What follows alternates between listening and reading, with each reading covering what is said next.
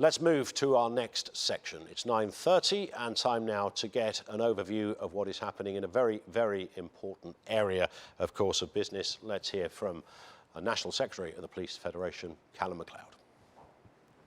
Thank you, Ian. Borada, good morning conference. Thank you for joining the 2023 Police Federation of England and Wales Annual Conference. For those of you that do not know me, I am Callum MacLeod, the National Secretary of PFEW. It has been a privilege to have been selected to this position last year and to serve you, our membership, over that time. This has been an increasingly difficult year for policing. This has been an increasingly difficult year for you. We do understand that. We understand the financial pressures that you are under. The federated ranks are suffering from your pay being reduced in real terms by over 20% since 2010. We are all aware of the current fiscal situation of the country, yet how can it be acceptable that those who protect the public 24 hours a day continue to struggle to make ends meet? That is unacceptable and needs to be redressed by government.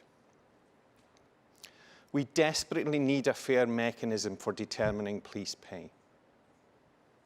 We understand the scrutiny you continue to be under. Policing continues to be under the microscope for every interaction we have with the public, at the time and subsequently. We accept that accountability, but we also need fairness and support. Support from the public, support from the service, support from the media, and support from government. We have a responsibility as the Police Federation to be your voice, to speak on your behalf, to negotiate on your behalf, and to represent your interests in all our activities, to help mould a better reality for us all. I firmly believe by working together that we can all achieve that.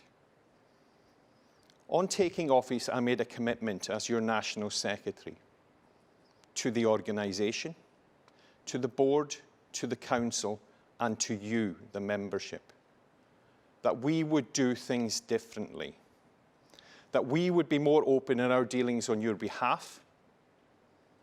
You may not like all you hear, but within the boundaries of legislation, you will hear it.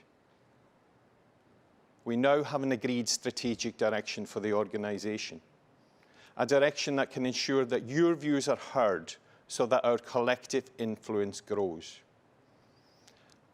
That will help us secure the best possible conditions of service for you, our membership. This strategic direction is split into 3 strands: the members' agenda, the federation agenda, and the public agenda. The Secretary's office has the primary responsibility for the member agenda, and my role within the organisation is as your chief negotiator on matters of pay, conditions, regulations, and policing policy. I'm ably assisted by my deputy, Gemma Fox, members of the National Board, members of the National Council, and our professional staff at Leatherhead. We are all determined to deliver positive change for you. I hope you enjoy Conference 2023, and I would encourage you to interact as much as possible, and have any queries, please submit them.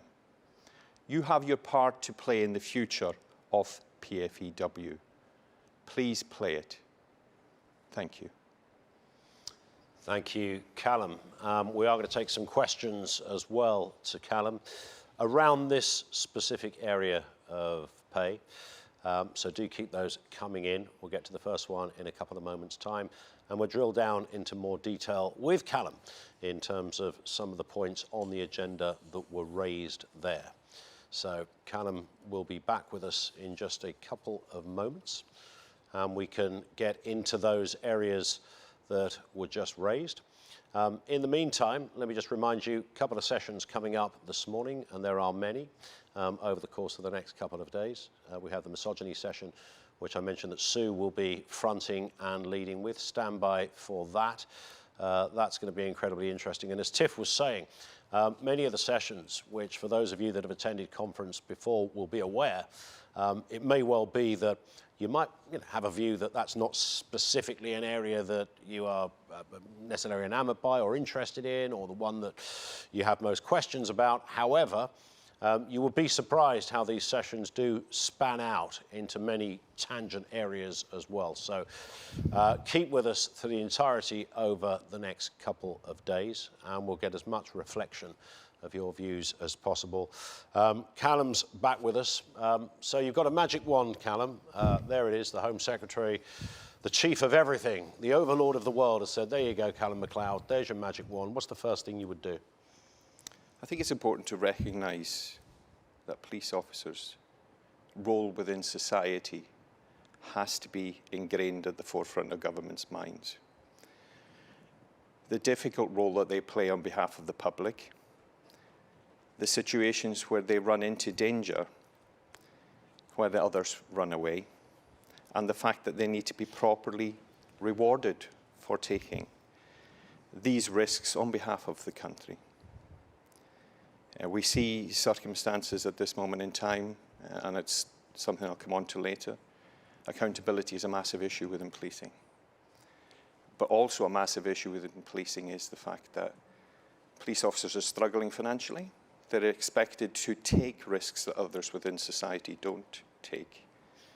And they're expected to do that for a minimal wage, I would suggest. If you're looking at the context of that, we've had a 20.7% reduction since 2010 in respect of police officers' take-home pay. That's a staggering amount. That is a staggering amount of pay in real terms to be reduced. We understand that last year's pay award of 7%, a lot of the feedback we've had from people around the country is that it's actually kept a roof over their heads, or it's kept food on the table for their families. How can that be an acceptable position for us to be treating police officers, or the country to be treating police officers? So we need to do things differently as an organisation. Government need to do things differently. Government needs to take policing seriously. It needs to be higher up the agenda than it currently is. They need to recognise the risks, they need to reward properly, and they need to understand the role that police officers play for society.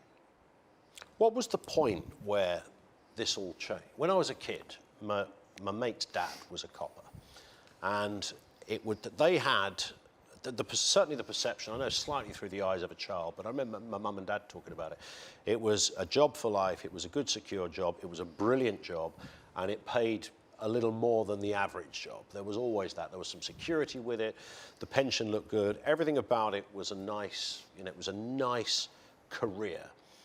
And that was never up for debate, that. Wherever you went, that was, if somebody appeared on a quiz show on the TV, what do you do for a living? I'm a police officer. Everyone in the audience would clap. That's a great job, the police officer. Everybody wants to be a copper. You ask a kid, what do you want to do when you grow up? I want to be a police officer. When did it all change? How did we go from that? And I don't think that's just rose-coloured glasses. I think that's genuine. There was a time when it was uncontroversial to suggest that being a copper was a nicely paid job, and it was a job you would want to do for life. What was the tipping point? Well, to be fair, if you look at the history of policing, it's always been that hamster wheel. It's always gone from, if you look back to 1919, 1918, the unrest in respect of policing and the pay that was associated with policing at that time. And obviously the redress and balance and the mechanisms that were put in place since then. Fast forward, there's been a number of reviews over the years that either there seems to be boom or bust in respect of policing. And yes, we did get to the period of the late 70s with the Edmund Davis review, which is a really important review, and I would encourage anybody that can get access to it, because we've had to have had it scanned onto the computer to be able to read it properly. It actually translates. You could be reading that document today, and it was the late 1970s, or these documents, the late 1970s, that they were published, and the report was completed. And it translates across. So the late 1970s, you had a redress imbalance. Edmund Davis is an important point in that. Edmund Davis highlighted the uniqueness of the role of the Office of Constable. They highlighted the fact that there were restrictions and limitations on police officers and that there should be an appropriate pay mechanism to determine police pay, invariably collective bargaining, that should be binding arbitration. And this is offset against the ability or the inability of police officers to be part of a trade union to withhold their labour. And even they went as far as to say that a peer review body wasn't appropriate, which is where we find ourselves today. It wasn't appropriate because invariably it takes the eye off the ball in respect of where police pay sits in respect of the rest of the public sector. And what you've seen since the Windsor Review, you go back to 2013, we're mentioning 2010 figures here, but that degradation piece on police pay has been quite extensive, very deep, very damaging. You're quite right, the landscape has completely changed, not just in respect of pay, but your terms of housing allowance or rent allowance, as they called it in the past, prior to my day. But the erosion of allowances, the erosion of pay, certainly since the abolition of PNB, has been stark. And that's why we're in the position we're in at this moment in time. They've taken their eye off the ball in respect of police pay. They've undoubtedly taken their eye off the ball. You look at our reduction, 20-odd% across the federated ranks. Comparative sectors within protective services, such as fire, you've got increases between 1 to 14% in a comparable period. How can that be right? You've got that minus 20 to plus 14. That's a massive scale in respect of public services. And policing has had the brunt. Is that because governments know that it is a vocation, it is a career, it is, you know, most cops are, I mean, some will, but most will still stay because they love the job. But that is becoming an increasingly difficult one to stick, right? Because there are people leaving. There is, and there is massive attrition, and this was called out, and I know we'll get onto it probably in around how we've done things differently this year. But that attrition rate at mid-service ranks is growing. The emotional tie balanced off against the risks that police officers face from both scrutiny and accountability is changing the dynamic of policing. I had the conversation with the First Minister last week around, you raised the point a minute ago, we can't have police officers stopping to think what the consequences of their actions are, because it's life and death situations that they're in, and they're placing themselves in that position on behalf of the country, on behalf of the state, to preserve life, their function. They need to be supported in respect of that. They need that support. At this moment in time, I can see the scrutiny element, and as I say, we'll come on to it. The scrutiny element is all one way. Where's the support that comes along with the scrutiny? Yeah. In terms of the 7%, I mean, just talk us briefly through that, Callum. There will be, I mean, you mentioned the fire service, where there's a far more generous window in that respect. It expands up, so I think you said 14%, potentially. But there will be other public sector workers going, hang on a second, 7%, I would kill for 7%. That's way above what we got, etc. You're familiar with that argument. What is the? I know that there are answers to this, but just run over a few of them, Callum, as to why 7% is still, whatever the headline says, no, it's better than nothing, but it's not right. I mean, our messaging was quite clear in respect to the 7%. Policing should receive no less than anybody that has either threatened to withhold labour or withhold labour through that process. Otherwise, the potential for unrest within the organisation is greater. We did do things differently this year in that policing was on the same page. I remember having a conversation with Sarah Thornton a number of years back and imploring her to get onto the same page. We all need to speak with one voice to achieve tangible, positive change for policing, especially in respect of the degradation of police pay element.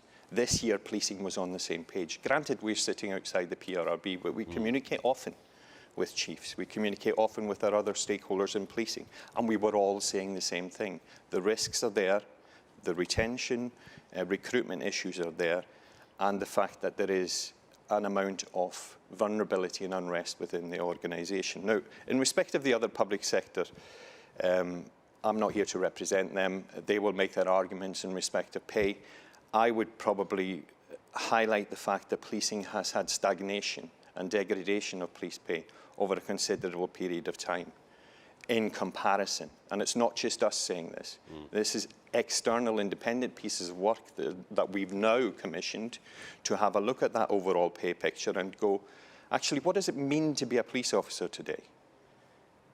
I would suggest that being a police officer today is the same as it was 20 years ago in the basic principle, but the complexity of being a police officer has not been recognised in that pay. It certainly hasn't been recognised in the salaries that people take home.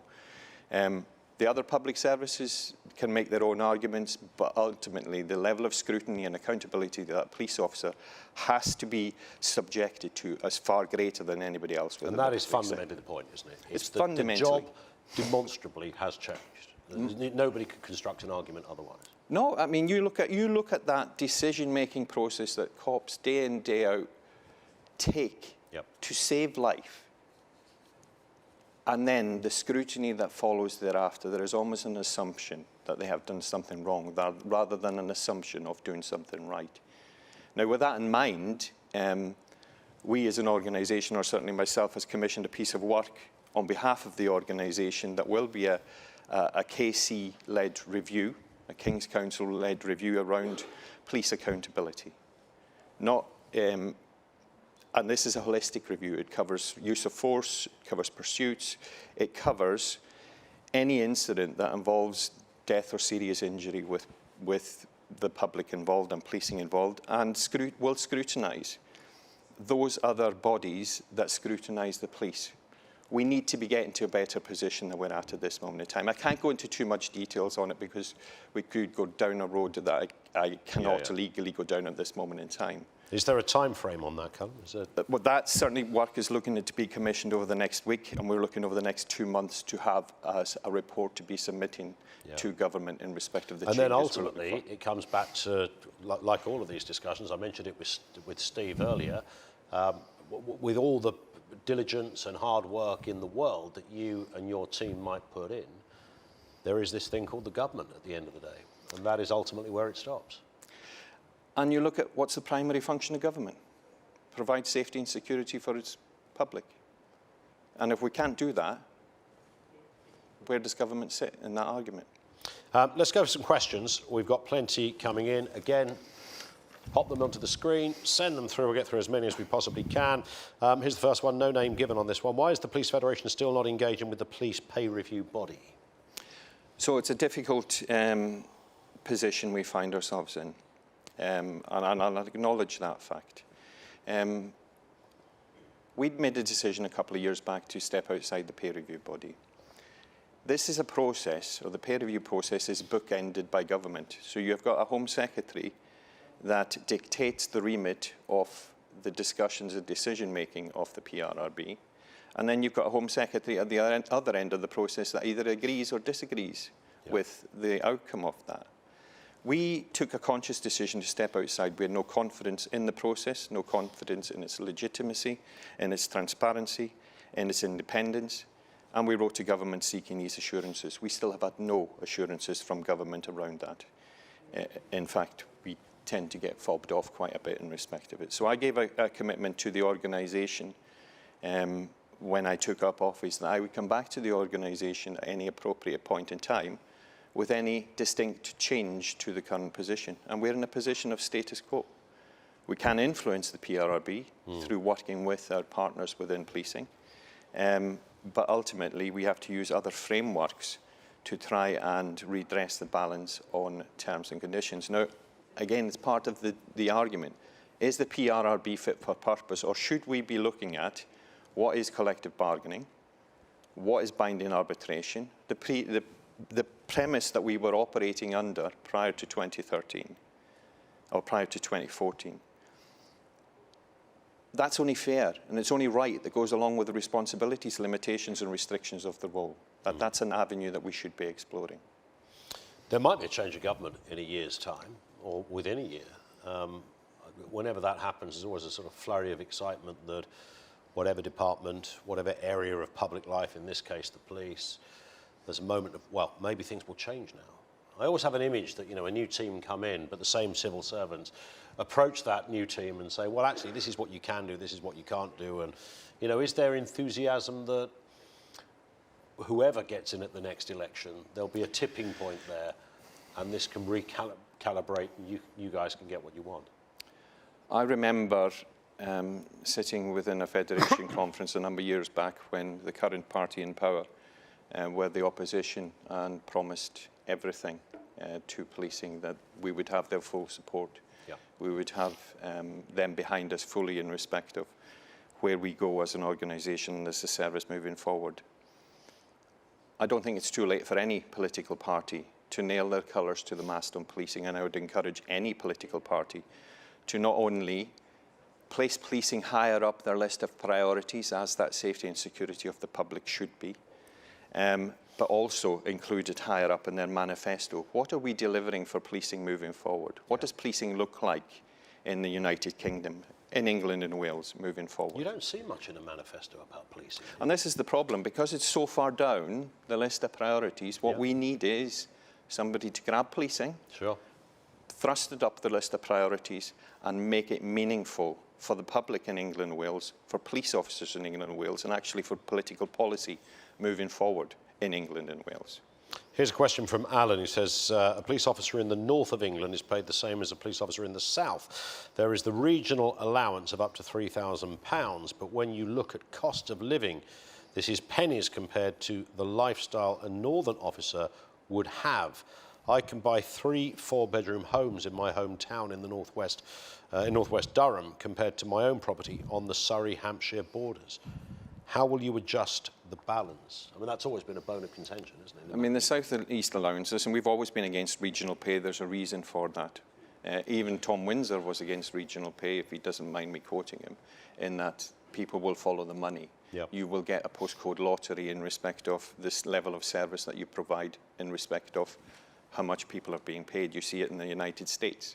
From one state to another, they're paid differently. The standard of policing is different. I understand the struggles that officers in the South East have. It's been part of our discussions with the National Reward Team that we need to be looking at reviewing these allowances to ensure they're fit for purpose. Within the Police Consultative Forum, we have the ability to discuss items outside of PRRB. The framework that is designed for that is basically that you try to come to a position of commonality. If there's an issue, we have a discussion, we try and get to a point of resolution on the matter, and then we could recommend to the Home Secretary that outside of the pay process there is uplift. Now, I know that the South East allowance is currently sitting in year 2 on the new framework and timetable of allowances for the National Reward Team, which is the MPCC. However, I have been assured that there is work that can be ongoing in respect of that. We have asked, and other associations have asked, well, why can't you look at all the allowances at the same time?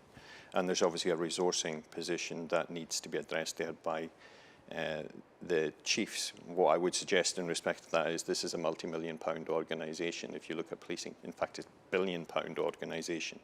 We need to be resourcing appropriately the forums that can address terms and conditions, allowances, for police officers across the board. We have some allowances that haven't been addressed since 2010. We're now 2023, unless I'm mistaken. 13 years have not been addressed. There surely has to be a mechanism and an argument for resourcing, and I would encourage chiefs to support that resourcing argument that may be being presented to ensure that these allowances can be dealt with in a more speedy fashion. As an interim measure, what we've suggested is, and I stand to be shot down in flames, is, well, why don't you upgrade the allowances until you can deal with them in line with pay awards moving forward? But still, there has to be that immediacy and that urgency and that future plan as to what happens if the house prices or the accommodation costs in the South East go further up, or the North East goes further up, or Wales goes further up. How do we address these issues at quick time to try and negate some of the negative influence it has on officers? Connected to this, I guess, Simon Payne asked this question, Callum. What is your view on officers having to take second jobs simply in order to pay their mortgage? This has been discussed within the organisation for quite a considerable period of time. There is some within the organisation, having worked with a number on shift in the past, that have wanted to have second jobs. But I would ask the question on why is one job not enough? And the plain and simple answer there, and I'm sure Simon, knowing Simon can answer it well, police officers should be remunerated to an appropriate level to support them, support their families, and be comfortable for the risks that they undertake for society. There should be no debate surrounding that. How can it be right that police officers struggle to keep a roof over their heads and put food on the table, and then be expected to run into a situation where somebody's carrying an axe, charging at somebody down the street carrying an axe? Of all jobs where you don't want a second job, it's when your first job is a police officer, right? It should be remunerated properly. Now, there is an argument that we're in a current position that we have to make ends meet. There are certainly in some areas it's more difficult for people to get second jobs through an approval process. But we really need to take our blinkers off. That is we're making a situation fit there. Yeah. Police officers should be appropriately paid. Let's start with what they're already down, 20 pence in the pound less than they had in 2010. That is ridiculous. Yeah. Question from Gary Smith. What are the top 3 pieces of work that you as National Secretary are working on for our members, and why are these 3 at the top of your to-do list? Pay has to be at the top of the to-do list, and I mean, I've given examples of why that is the case. We should not be seeing officers in the current situation of degradation in police pay struggling to feed their families. That accountability element that I've just discussed has gone further up the agenda. That review that we will be undertaking on behalf of police officers, on behalf of the organisation, on behalf of the public, to provide that security and that level of not only accountability for the public, but safety for police officers through that process is essential. And I think the third piece of work is around a new way of doing things. I was quite clear, and I mentioned prior to talking with yourself, Ian, that we need to be doing things differently. The membership have a significant part to play in how we as an organisation are fulfilling a role for them moving forward. We're developing a new negotiation strategy. We are consulting with branch chairs and branch secretaries in respect of what our list of priorities for the organisation should be moving forward. We will then devise that strategy. There will be roles to play for both the chairs, secretaries locally, myself at national level delivering into the forums nationally, but at a local level, chiefs being engaged on national policy that is determined by the membership. And I would encourage the membership to engage with that. We are united as an organisation when we speak with one voice.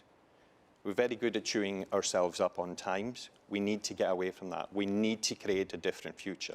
The only way we're going to create a different future is if the members engage, we listen, and we act on their behalf. Question from Rob Monk. What is the plan for those members caught in the pension trap? You'll be familiar with this, of course. Those that had signed up expecting a 30-year service now looking at an additional period of service of up to 7 years. I mean, we've seen this across lots of sectors. This is a Police Federation conference, of course. What's your response to that, Callum? We all understand that pensions is a difficult situation that we find ourselves in. I'm also in that particular situation, and I sympathise and empathise with people.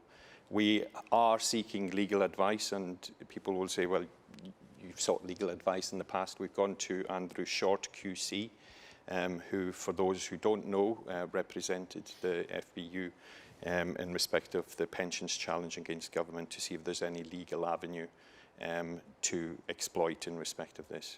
There is a fairness element to this, massive fairness element to this. The financial consequences for anybody that does look to take their 87 benefits at 30 years and then almost forego a percentage of benefits from the care scheme are huge. We await to see what that legal advice brings. I know that that needs to be a holistic piece of advice to see if there is any avenue, and we will communicate that with the organisation when we have everything back in place. Okay. John Paul O'Keefe says, when will detectives be recognised on their investigation ability? From a financial perspective, detectives have to pass an exam and complete a portfolio and carry higher risk crime than standard police officers. Are there any plans to give detectives a clothing allowance? To be fair, clothing allowance is something that's obviously dropped off in the allowances in the past, and that is something, if the members dictate that we should be trying to progress again, that is something that we should do. The organisation has been clear in the past in respect of the roles and ranks, what pay should be and what it should look like. If the organisation determines that there needs to be a conversation surrounding how much detectives get paid and should that be more than that of a response officer, I think there'll probably be arguments either way. But at this moment in time, that discussion has to be had within the organisation. One from Craig Nichols, who says the independent think tank agreed our pay is 17% below what it should be. 7% uplift is a start. However, it's not 17%. What is the continued message around pay restoration? I mean, you've covered some of that, but sum that up for us if you can, Callum. And it's important to recognise that 17% was across the whole of policing. If you look at the figures that we have as well from our academic side within the organisation, it's a greater percentage, 27% for a constable during that period of time. Now, that degradation element of police pay, we were quite clear with the pay and reward lead with MPCC, and he was very good this year in the process. We were quite clear that this isn't a one-hit wonder. We were measured in our response to the 7% in the current economic situation we face. But that degradation element of police pay has not gone away. We will continue to work with the chiefs who are willing at this moment in time to have that discussion around translating our arguments or their arguments on retention, recruitment, ensuring the service is appropriately paid moving forward.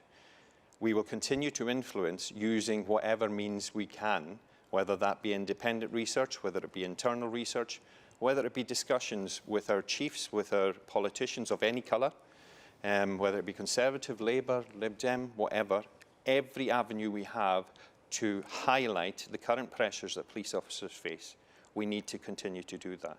We all have a part to play in that. I can speak about it until I'm blue in the face.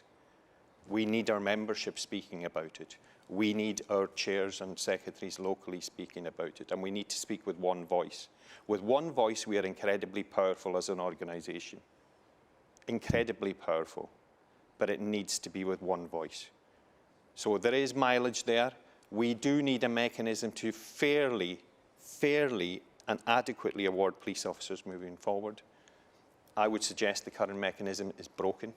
I would suggest we need a new mechanism that has both trust and confidence of police officers and the public in respect of that. You can't underestimate the influence Treasury has on all this. We all keep saying it's about the Home Office. It's not just about the Home Office. Yeah, of course. Treasury has a massive influence in respect of they have the determining money. Exactly, and it wasn't that long ago we all came to a flat pay award, or it was awarded across a number of pay review bodies, that it was a flat pay award. That just doesn't happen. They don't all have the same thought process at the same time. Yeah. There was a diktat somewhere along the line there. And it's important to recognise that. So our engagement... You could have the support of a Home Secretary, but not of the Treasury. So there's always those kind of issues. Entirely. And to be fair, that argument that needs to be made by the Home Secretary within government and within the halls of power needs to be coherent and consistent, and it needs to be evidence from ourselves, from the chiefs, from the superintendents, from Chief Officers Association and everybody else, PCCs. We need to be evidencing that and doing it coherently. Question from Christopher Mackin, who says, is there any work being done on overtime and bank holiday pay for inspecting ranks? Inspecting ranks was called out, and this is probably not a direct answer to your question, but the inspecting ranks, or the disparity between the sergeant rank, the inspecting ranks, was called out within the PRRB process. That you often have sergeants that get paid an awful lot more than inspectors, and was called out as an issue, and there's work being done on that behind the scenes. We are keen to be involved in that future discussion surrounding police pay. And if you look at the PRRB report from last year, what is quite clearly called out is the need for a framework to determine what police pay looks like moving forward. There is a level of unease about the lack of distance between the ranks, which is probably highlighted in this case, where you've got sergeants earning overtime and getting invariably a take-home pay greater than that of an inspector. There is work ongoing in that. Watch this space. We still engage with the NRT in respect to that process. We have asked to be involved in the discussion surrounding the future of police pay, what pay should look like moving forward, and be involved in that framework development. I don't want a fait accompli. I don't want something presented to me and saying, this is what police pay looks like. We need to be involved in that process, having consulted with our membership as to what pay and pay structure should look like within the organisation moving forward. We've been given assurances that that's going to happen. I wait for that. It'll be over a number of years that will take place. Chris in the Met says, our unsociable hour allowances appear to be out of step with other organisations. What can be done to improve them? Unsociable hours, it's one of these allowances that's operated in line with pay awards. Probably what we're seeing is a symptom of the last 20 years degradation on, or the last 20% degradation on pay since 2010, so that allowance is probably 20% less than it should be. It is up for review in year 2 of the annual cycle of allowances that NRT are looking at. We will continue to look at each and every allowance and ask for the evidence as to why that allowance is appropriate at this moment in time, at this year, and is it still appropriate moving forward. One from Barry Hand, who says, recruitment and retention is a national problem affecting every police force across Great Britain, Home Office and non-Home Office forces alike. Policing is not an attractive career anymore, but surely this is not just about pay and remuneration or pensions. Apart from pay increases, what does the Police Federation suggest is the way forward to attracting new talent, especially keeping the talent we have? What you've seen, and certainly what I've seen over the last number of years, is this drip, drip, drip of negativity towards policing. This level of scrutiny and accountability that some may say is appropriate, but it isn't balanced with support. What you need to see is an occupation or a career in front of you that seems worthwhile, that is valued by the public, valued by government, valued by ourselves as an organisation, and that is lacking. It is something that I've been consistently banging on about, that policing needs to be shown some love. And that might sound a bit wishy-washy language-wise, but the narrative has to change. If the narrative doesn't change, we continue on this downward spiral, and the only people that are going to suffer at the end of it are continually the police officers, but the public. This in from Raphael, who says, will you be holding the Home Secretary to account around pay awards? And we've touched on some of that. Easier said than done, I would have thought. So we as an organisation will publicly hold anybody to account on any element in respect of police paying conditions, or wider than that. We haven't been shy in holding the Home Secretary to account in the past, but I would suggest, and it's not giving the Home Secretary an out here, it is wider than the Home Secretary. This is from number 10 to number 11 to the Home Secretary, and it is a case of, from the very highest levels in government, we need to be seeing that degradation element of police pay gone. We need to be redressing the balance, not only in respect of remuneration, but in respect of the way policing is being, the support is being vocalised for policing across the country, and the structures and the regulations that are put in place to protect them. Simon has a wider question for you, Callum. If you had your time over again, would you join policing now? Do you want the honest answer? Yeah, go on, go for it. No. Because of everything we've Quite just spent simply, 45 I minutes joined the talking police about. service in the 1990s. Policing has changed a massive amount since then. I question why people would, for the salary that they achieve, for the support that they do not achieve or get, why people would place themselves and their families at risk under the current climate.